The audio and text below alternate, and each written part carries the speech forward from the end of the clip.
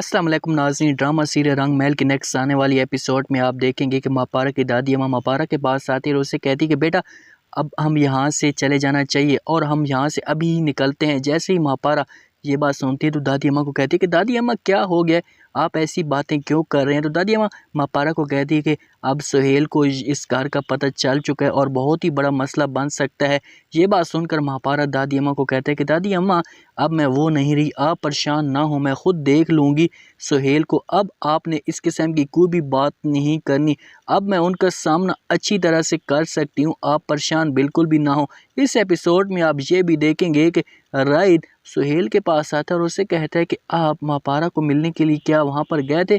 जैसे ही सुहेल ये बात सुनता है तो सुहेल मुस्कुरा देता है और राइड को कहता है कि आपको ख्वाब आते हैं, मापारा तो मर चुकी है आप कह रहे हैं, लेकिन राइड उससे कहते हैं कि हमारी नहीं, वो जिंदा है, मैं अपनी आंखों के साथ देख कर आया हूँ, लेकिन आप वहाँ पर क्यों जाते हैं बार बार। मैं आपको मना भी कर चुका हूँ कि मेरा ताल्लुक मापारा के साथ है, आपका कोई भी ताल्लुक बिल्कुल भी मापारा के साथ नहीं है। सुहेल ये बात सुनकर राइड को कहता है कि ठीक है, आज के बाद मैं उनके घर कभी भी नहीं जाऊँगा।